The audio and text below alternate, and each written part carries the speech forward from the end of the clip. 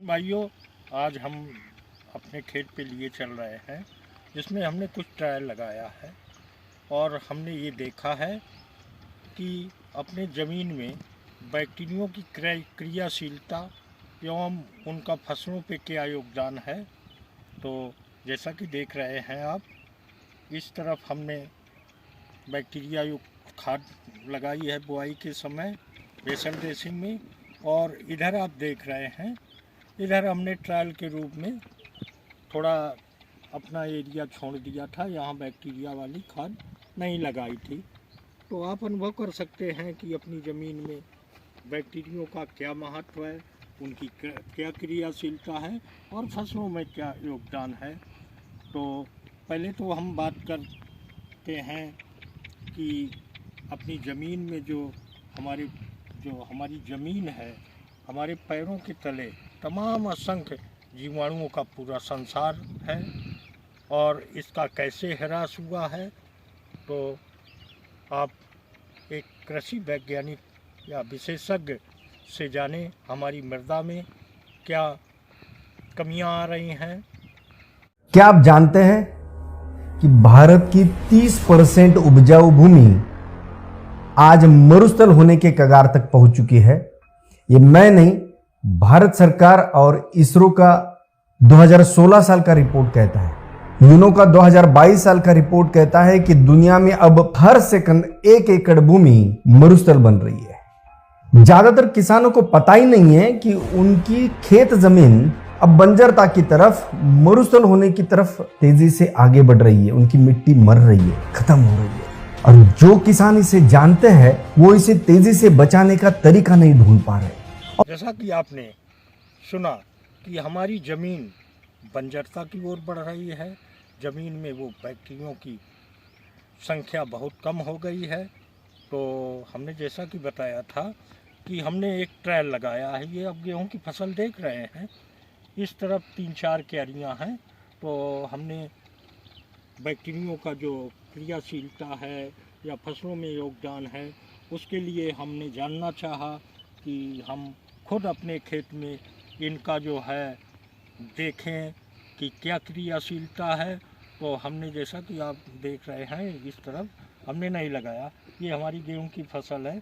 इस तरफ हम बैक्टीरिया युक्त खाद लगाई है और ये बैक्टीरिया युक्त खाद हमें मिली प्रीमियम नाम से, ग्रीन प्लेनेट की है। तो इस जो हमारी ये तरल बैक्टीरिया युक्त खाद है, इसमें आप जानेंगे कि क्या क्या बैक्टीरिया इसमें पाए जाते हैं जो अपनी फसलों के लिए, अपनी ज़मीन के लिए महत्वपूर्ण है। तो इसमें 3 तरह के प्रमुख नाइट्रोजन को वायुमंडल से एब्जॉर्ब करने वाले बैक्टीरिया हैं, जैसे एजोस्पाइरलम, एजोटोबैक्टर और एजोस्पाइरलम। ये वायुमंडलीय नाइट्रोजन को अवशोषित करके अपनी ज़मीन में देते हैं, जिससे पौधे उसको आसानी से ग्रहण कर लेते हैं। एक इसमें एसिटोबैक्टर होता है जो वो स्वाद को बहुत अच्छे से डेवलप करता है, जिससे हमारी फसल की गुणवत्ता व स्वाद व उसका जो शेल्फ लाइफ है वो बढ़ती है। इस प्रीमियम में टीएसपी का भी बैक्टीरिया है, जो जैसा कि आप सभी लोग जानते हैं ये फास्फोरस स्लोबिलाइजिंग बैक्टीरिया है। इसमें जिंक स्लोबिलाइजिंग बैक्टीरिया है, पोटेशियम स्लोबिलाइजिंग बैक्टीरिया है। तो इस तरह इसमें जो है इन बैक्टीरियों का पूरा संसार समाहित है। इसके बाद काफ़ी किसान भाई जानते हैं कि ट्राइकोडर्मा का अब उपयोग करने लगे हैं। तो इसमें ट्राइकोडर्मा फंजाई का भी सेंटेनस इसमें समाहित है। इसके अलावा माइकोराइजा, जो अपनी ज़मीन में हम फास्फेटिक उर्वरक देते हैं वो स्थिर हो जाती है। तो इसको प्रयोग करने से माइकोराइजा बैक्टीरिया उसको घोल के रूप में कणों से विस्थापित करके और पौधों को उपलब्ध कराता है। इसके अलावा इसमें तमाम ज़मीन के अंदर हानिकारक कीट भरे पड़े हैं, जैसे प्रमुख रूप से दीमक है, वो बहुत नुकसान पहुंचाती है। तो इसमें बेबियारा बैसियाना भी है और वर्टिसिलियम भी है, और इसके अलावा इसमें क्रीटियम भी है। जो जैसे आलू की फसल किसान भाई करते हैं तो उनके खेत में चीचक आ जाती है, वो बैक्टीरिया युक्त बीमारी है, तो उसमें एंटी बैक्टीरिया पड़ा है जो आपकी आलू की फसल की जो चेचक होती है उसको धीरे धीरे कंट्रोल करता है। और इसके अलावा इसमें वर्मी कास्ट का बैक्टीरिया पड़ा है जो आपकी ज़मीन में केंचुए की संख्या कम हो गई है, इसका प्रयोग करने से केंचुए अत्यधिक हो जाते हैं। तो ये प्रीमियम एक महत्वपूर्ण मल्टीकल्चर है और इसमें 1 ml में 21 करोड़ 70 लाख जीवाणु समाहित हैं। इसका आप जो है बेसल ड्रेसिंग में जब आप फसलों की बुआई करें तो 1 से 2 लीटर प्रति एकड़ से आप उसी खेत की मिट्टी या गोबर की सड़ी खाद में मिला के बुरकाव करके जुताई करके अपने खेत में फैला देंगे तो ये बैक्टीरिया सारे मल्टीप्लाई होंगे, अपना पूरा परिवार बढ़ाएंगे और आपके खेत में तमाम तरह के ये जो बैक्टीरिया इसमें समाहित हैं, इनकी उपप्रजातियाँ समाहित हैं, वो आपके ज़मीन में भरपूर मात्रा में हो जाएंगी। जो ज़मीन से आने वाली बीमारियां हैं, कीट हैं, उनका समूल नियंत्रण होगा और आपके जमाव का फसल की प्रतिशत भी अत्यधिक रहेगा। जैसा कि आप देख रहे हैं, हमने इस प्रीमियम का प्रयोग इस गेहूं की फसल में इस एरिया में किया है, तो हमारी जमाव जो है करीब इस फसल से 5 दिन पहले हो गई थी और एकसारता थी और ग्रोथ भी अच्छी कर रही है। तो ये बैक्टीरियो का कमाल है और इस प्रीमियम का कमाल है। ये प्रीमियम ग्रीन प्लैनेट की है और बता दें कि इतनी सारी कंपनियां आ रही हैं, एक एक बैक्टीरिया दे रही हैं। इसमें 50 तरह के बैक्टीरिया हैं और ये बहुत सस्ते में मिल जाते हैं।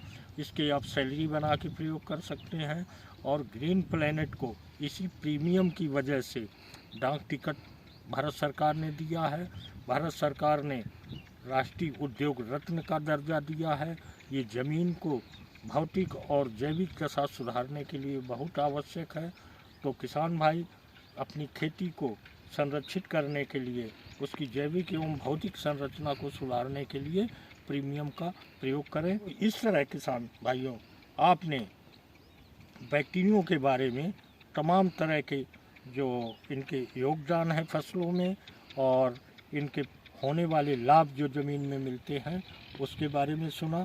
तो किसान भाइयों, आप भी अपनी फसल में यदि बुआई के समय इसका प्रयोग किया तो आपकी फसल में 15 से 25% उत्पादन बढ़ के आएगा, फसल अच्छी ग्रोथ करेगी। तो आपने हमारा ये ट्रायल देखा, ये सब अलग दिख रहा है। जिस तरह हमने ये प्रीमियम का प्रयोग किया उस तरफ आप फसल देख रहे हैं, जिस तरफ हमने नहीं प्रयोग किया उस तरफ आप फसल देख रहे हैं। कितना बड़ा अंतर दिख रहा है, जमाव प्रतिशत भी कम है और जहां हमने बैक्टीरियो का प्रयोग किया वहां जमाव प्रतिशत अधिक है। तो किसान भाइयों, आप सभी से हम ये कहना चाहते हैं कि ये ग्रीन प्लैनेट मिशन हर किसान को आत्मनिर्भर बनाने के लिए है। इनके पास सारे कृषि के संपूर्ण समाधान हैं और इसमें सबसे महत्वपूर्ण ये जो आप देख रहे हैं प्रीमियम, ये किसानों के लिए वरदान है, उनकी ज़मीन के लिए वरदान है। यदि आप इसका अपनी ज़मीन में प्रयोग करेंगे तो आपकी ज़मीन का पीएच कम होगा। इसके अलावा आपकी ज़मीन की भौतिक एवं जैविक संरचना में सुधार होगा और पैदावार में 1/4 से अधिक पैदावार बढ़ेगी।